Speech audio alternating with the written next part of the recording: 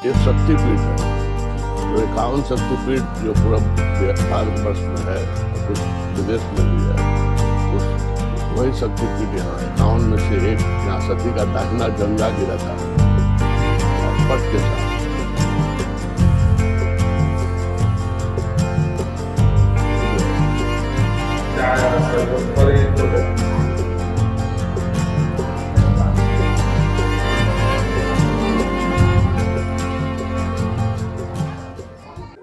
नमस्कार दोस्तों, एक बार फिर से हमारे नए ब्लॉग में आपका स्वागत है सफ़र विद AK में।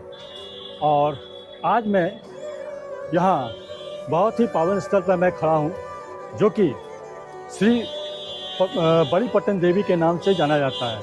और लोगों का रिक्वेस्ट आ रहा था कि श्री बड़ी पट्टन देवी का आप ब्लॉग बनाएं। तो यहाँ पर आप देख रहे होंगे कि यहाँ पर मंदिर का जीर्णोद्धार भी हो रहा है, और चलिए उसके बारे में भी आगे बताएंगे। लेकिन मैं बताऊं कि ये श्री बड़ी पट्टन देवी यहाँ पर किस लिए खास है, किस क्या महत्व है, वो भी बताऊंगा। और सबसे बड़ी बात क्या है कि आज जो दिन है बहुत ही पावन दिन है। आज सावन का पहला दिन है, शुरू हुआ है, और वो भी आज सोमवार से शुरू हुआ है। तो आज मैं आपको यहाँ पर, आज भोले बाबा का दिन है, तो आज से सावन स्टार्ट हुई, तो मैं यहाँ पर इस बात से मैं आज भोले बाबा को भी मैं जल अर्पित करूँगा यहाँ पर। तो 52 शक्तिपीठों में से एक ये पटना में एक शक्तिपीठ है।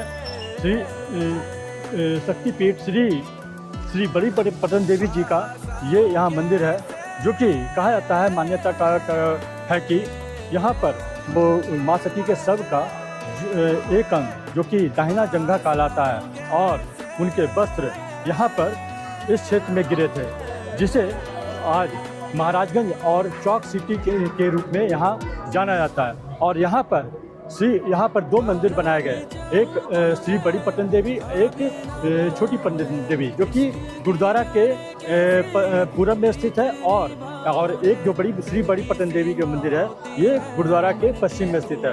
और ये इस देवी को पटना का रक्षा देवी भी कहा जाता है, जो कि पूरे पटना का रक्षा करते हैं इसके बारे में। और इस देवी को सर्वंतकारी पटनेश्वरी भी देवी भी कहा जाता है। और इसके आगे का डिटेल्स हम आपको अंदर चलकर देंगे तब तक।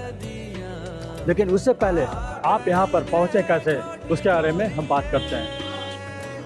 आप इसे सेंटर पॉइंट मान सकते हैं।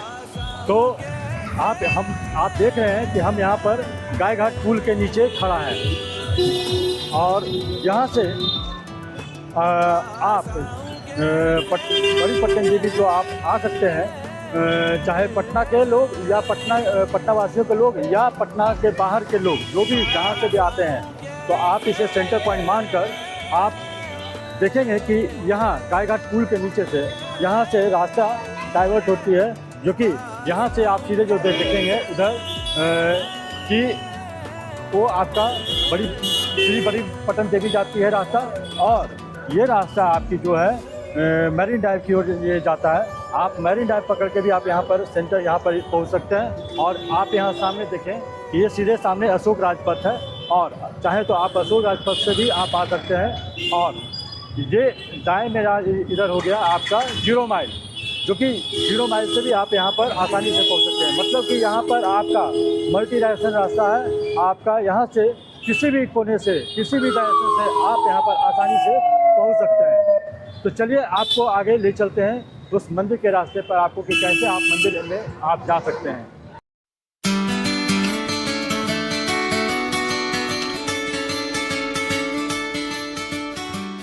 और ये रास्ता हो गया गाय घाट वाली।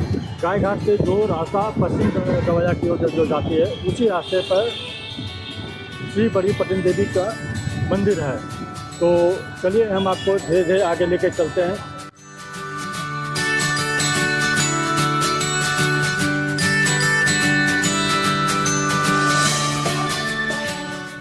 ये हो गया आलमगंज थाना, और आलमगंज थाना से आगे बढ़ते हैं आपको, और आप ये देखें, ये शक्तिपीठ श्री बड़ी पटन देवी मंदिर के द्वार पर मैं पहुंच गया। अब यहाँ से हम एंटर करते हैं अंदर की ओर।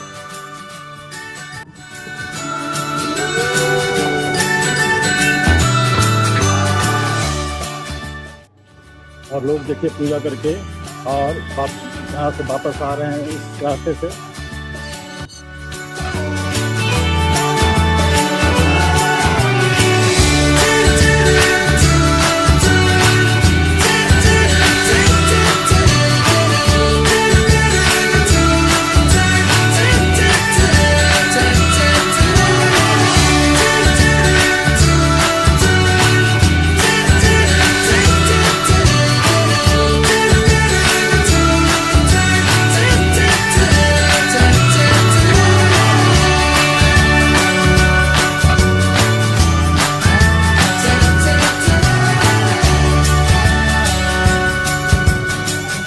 मंदिर में प्रवेश करने से पहले हम प्रसाद ले लेते हैं, और इनके यहाँ मैं प्रसाद लेने के लिए आया हूँ, और ये हमें देंगे कि कौन कौन सा प्रसाद मुझे क्या क्या मुझे देंगे, ये पहले हम ले लेते हैं।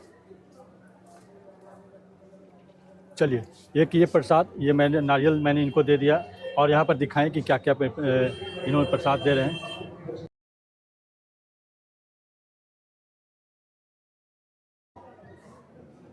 तो इन्होंने प्रसाद इन्होंने दे दिया। तो चलिए भीतर मंदिर की ओर प्रवेश करते हैं और माँ का पहले दर्शन करते हैं। बाकी का फिर डिटेल्स हम माँ के दर्शन के बाद हम आपको देंगे।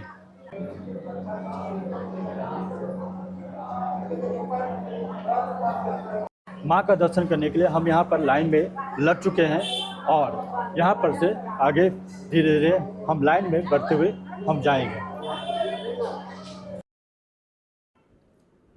पटना का बड़ी पटन देवी मंदिर यहाँ उत्तर दिशा में गंगा नदी की ओर मुख करके बना हुआ है, और मंदिर में जो भी तीनों महाशक्तियाँ जो हैं, जो देवी, उनकी मूर्तियाँ काले पत्थर से बनी हुई है। और यहाँ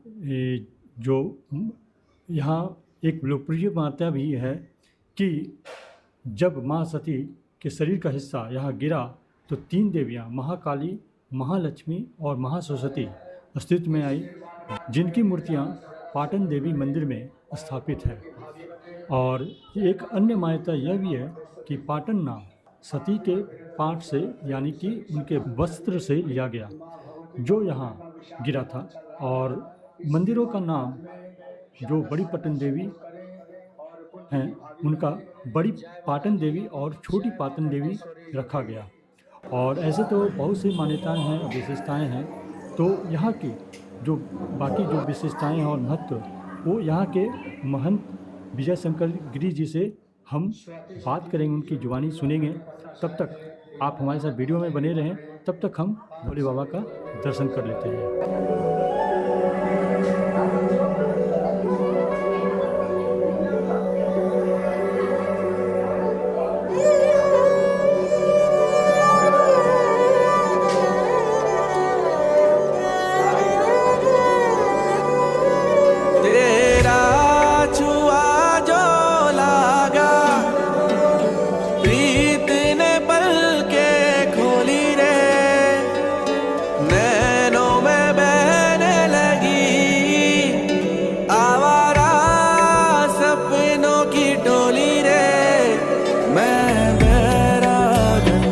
करने लगी हूँ खाली अपनी झोली रे, लम्हों से करने लगी सदियाँ, आकर देखो ठिठोली रे,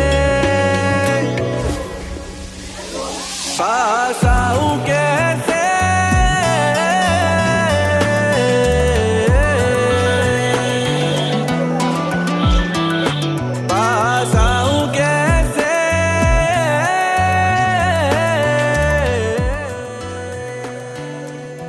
और भैया यहाँ पर एक फ़ोटो शॉप का भी दुकान रखे हैं, और जहाँ कि आप अपना फ़ोटो खिंचवा कर अपने घर में संजो कर रख सकते हैं। भैया आप क्या लेते हैं फ़ोटो बनाने का? फोटो है 20 रुपया, 40 रुपया, 60 रुपया। 60 रुपये, तीन रेट का फोटो है यहाँ पर। तो 20 रुपये में कौन सा फोटो देते हैं? इसका छोटा है। ये छोटा वाला 5x7। और 40 रुपये में ये वाला फोटो। 60 रुपये में ये बड़ा वाला ग्रुप फोटो आप चाहें तो आप ये बनवा के अपने घर में रख सकते हैं। चलिए फिर आगे चलते हैं। तो आज सावन का स्टार्ट हो रहा है। आज उसका पहला दिन है और वो पहला भी दिन होते हुए आज सोमवार है। आज भोले बाबा को आज हम यहाँ जल अर्पित करेंगे। आज बहुत ही पावन दिन है। तो चलिए। ॐ त्र्यम्बकं यजामहे सुगन्धिं पुष्टिं वर्धनाम् उर्वारुकमिव बन्धनान् मृत्यो वृक्षयमावृतात्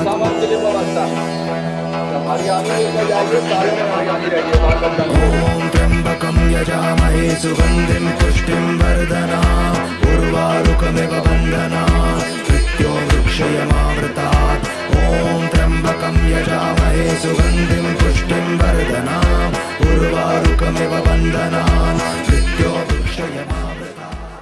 मन जी बताएंगे कि इस मंदिर का महत्व क्या है, लोगों के जीवन में क्या कैसे असर करता है? ये शक्तिपीठ है जी। जो 51 शक्तिपीठ जो पूरा भारतवर्ष में है और कुछ विदेश में भी है, उस वही शक्तिपीठ यहाँ 51 में से एक। यहाँ सती का दाहिना जंघा गिरा था और पट के साथ। पट का अर्थ होता है वस्त्र। और भगवती यहाँ तीनों रूप में है, महाकाली, महालक्ष्मी, महासरस्वती, तीनों शक्तियाँ एक साथ हैं, विराजित थी। जी। और इनके गर्भगृह में ही इनके भैरव हैं, व्योमकेश भैरव। कहीं भी देखेंगे तो जहाँ माँ का स्थान है उससे 1 किलोमीटर आधा किलोमीटर की दूरी पर मैंने अवस्थित है भैरव। लेकिन यहाँ माँ के गर्भगृह में ही अवस्थित है शुरू से। जी। तीनों शक्तियाँ होने से इनका नाम पुराण में सर्वानंद करी है, सभी प्रकार की आनंद को देने वाली। ये पट का अर्थ होता है वस्त्र। वस्त्र के साथ जो गिरा था, इसी से पटना पाटलिपुत्र जितना भी नाम पड़ा है इन्हीं से पड़ा, इन्हीं के नाम से ये जाना जाता है। जी। ऐसे लोग यहाँ के लोग बुलगर के नाम से जानते हैं प्रसिद्ध है, लेकिन एक्चुअली रियल अगर माने सही में माने तो माँ पटन देवी के नाम से ही इन्हीं से सब कुछ है। इनके बिना एक पत्ता तक नहीं डोलता है। मैं 73 वर्ष का उम्र हो गया है मेरा, और मैं 5 वर्ष की अवस्था से महंत हूँ, 5 वर्ष के बालकाल से, और इसका अनुभव मैंने किया है। आप दंत कथा हो चाहे और किसी किताब में पुराण में पढ़ते हैं, सुनते हैं कि ये वर्णन है, ये वर्णन है, ये वहाँ का ये ख्याति है, लेकिन मैंने आंखों से देखा है। वो शक्ति हम लोग को नहीं दिए हैं भगवती, जो कि साक्षात देख सके। लेकिन ये साफ पता चलता है, पैर की आहट, पायल की आवाज़ साफ सुनाई देती है। अभी कहाँ जाती है वो जाने। ये नगर रक्षिका भी है, पूरा नगर भ्रमण करती है, पूरे नगर भ्रमण करती है। जिस तरह से सुदर्शन चक्र के आसपास में किसी प्रकार का व्याधि नहीं आता है, उसी तरह से ये माँ का क्षेत्र है। ये पूर्णतः क्षेत्र सुरक्षित है, यहाँ बाढ़ प्राकृतिक विपदा नहीं आती, आपदा नहीं आती है। और एक बात और बताएंगे कि लोगों को अभी ये समझ में नहीं आ रहा है कि यहाँ माँ सती का दाहिना जंघा क्यों गिरा। ये कैसे, ये तो कहानी पूरा करना पड़ेगा। प्रजापति दक्ष जो हैं, जो सती के पिताजी थे, वो एक जग कराए। तो जग में सभी देवताओं को बुलाया गया, लेकिन शंकर जी को आमंत्रित नहीं किया। तो ये बात शंकर जी को माने पार्वती को मालूम हुआ कि हमारे पिता के घर में यज्ञ हो रहा है, तो उसको कोई जाने के लिए तो शंकर जी मना किए कि वहाँ हम लोग को बुलाहट नहीं है, बिना बुलाहट का नहीं जाना चाहिए। लेकिन फिर भी वो मानी नहीं, जिद कर दी, तो शंकर जी जाने की अनुमति दी। जब वहाँ गई है तो देखी कि सभी देवी देवताओं का स्थान बना हुआ है, लेकिन शिव जी का कहीं स्थान नहीं है। तो क्रोधित हो गई, पिताजी से पूछी कि पिताजी, बिना शिव का आपका जग कैसे सफल होगा, आप उनका क्यों नहीं स्थान दे दिए। उसके बदले में उन्होंने अभद्र भाषा का प्रयोग किया।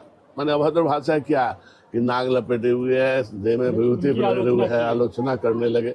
उस पर उनको बर्दाश्त नहीं हुआ, तो हवन कुंड जो था, कुंड में वो कूद करके अपने प्राणों की आहुति दी। जी जब तब उसके बाद ये शंकर जी के पास, वो तो सब त्रिकालदर्शी थे, सब कुछ जान ही रहे थे। वो उसके बाद खबर जाता है तो वो आते हैं, दक्ष का गला काट करके बकरे का जो मुड़ी लगा देते हैं, और इनके शरीर जो सती का था अपने कंधे में पर रख करके उन्मत्त भाव से तांडव करने लगे। जो तांडव करते हुए तो पृथ्वी डगमगाने लगी। सभी देवी देवताओं में, ऋषि मुनि में हाहाकार मच गया कि अब तो पृथ्वी का नाश ही है। संभव। तो फिर हर एक काम में ये लोग, विष्णु जी इनको शांत करते थे, तो सभी देवी देवता विष्णु के पास गए कि ऐसी सी बात है। तो विष्णु भगवान आते हैं तो देखने के बाद कहते हैं कि जब तक कि सती का शरीर इनके अंग पर रहेगा तब तक ये शांत होने वाले नहीं है। तब उन्होंने अपने सुदर्शन चक्र से अंग प्रत्यंग काट काट कर गिराना शुरू किया। तो 51 जगह गिरा। 51 जगह में एक जगह एक ये पटना यहाँ सती का दाहिना जंघा पट के साथ गिरा। तो बहुत अच्छा लगा जो आपने इतनी बेहतर जानकारी दी, क्योंकि बहुत लोगों को ये जानकारी नहीं पता है और ये महत्व इस यहाँ के बारे में नहीं पता है। और एक चीज़ और बताएंगे कि मैंने सुना है कि यहाँ पर इस जो महाशक्तियाँ जो हैं उनकी मूर्ति एक नए मंदिर में स्थापित हो रही है। ये नए मंदिर नहीं है, जहाँ वो अवस्थित थे, जहाँ गर्भगृह है, जी वहीं पर वहाँ से हटा के अलग कर दिया गया है। हमारे मुख्यमंत्री आदरणीय नीतीश कुमार जी ने 8 करोड़ रुपया दिया है इसको निर्माण करने के लिए। इस मंदिर का हाँ, निर्माण करने के के लिए। लिए। हाँ, और वो निर्माण माने अब हो जाएगा तो फिर भगवती अपने स्थान पर चली जाएगी। अपने स्थान पर चले जाएंगे। तो ये कब तक पूरा हो जाने का ये लगा हुआ है लोग कि इस नवरात्र में ही कम से कम माँ का स्थान बन जाएगी कि भगवती अपने स्थान पर चली जाए। वो सारा में कितने साल हो गया, 2-3 साल से ये बैठी हुई है, ठीक नहीं लग रहा है। प्रयत्न में लोग है कि इस आश्विन नवरात्र के पहले भगवती अपना विराजमान। चलिए, बहुत अच्छे दिन है जो कि इस नवरात्र में उनको अपने सही स्थान उनको मिल जाएगा, क्योंकि इतने दिनों से बरामदे में वो स्थित है। और एक और बात बताएंगे कि यहाँ ये हवन कुंड जो है, हवन कुंड का क्या महत्व है? ये योनि कुंड है, भगवत माने रोनी कुंड है, वहाँ से वो अलग नहीं किया जाता है। ठीक माँ के स्थान से ठीक सामने पड़ता है वो योनि कुंड। उसमें आज तक जितना भी आप श्रद्धालु भक्त जो हवन करते हैं उसमें से निकाला नहीं जाता है, कोई सामग्री हटाया नहीं जाता है। आप नवरात्र में जब आइएगा तो लगभग 20-25 फीट के व्यास में और लगभग 4-5 फीट ऊंचा हो जाता है हवन। हाँ, और 2-3 दिन के बाद आइए तो सब अपना जगह पर अपने स्वतः वो खुद अंदर जगह पर हवन के अंदर चली जाती है। बस आप उसमें से जो राख लेते हैं, तिलक लगाते हैं आशीर्वादी के रूप में, वही। और उसके और पता नहीं कहाँ चला जाता है, तो लोगों को अभी तक ये पता नहीं है। ये समझिए कि ये माँ देवी का ये महिमा ही है जो कि लोगों को अभी तक इसके बारे में जानकारी नहीं हुई है। तो बहुत बहुत धन्यवाद मोहन जी, जो आपने इतनी अच्छी जानकारी दी। धन्यवाद।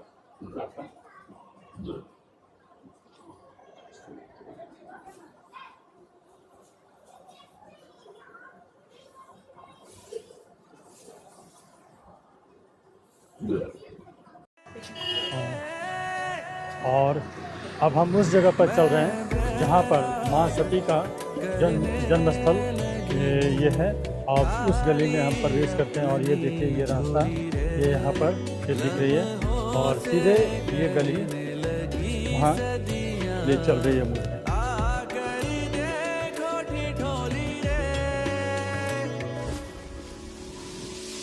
बाबा उसी जगह पहुँच रहे हैं, चल रहे हैं वहाँ में मेरा मार्गदर्शन करने के लिए। और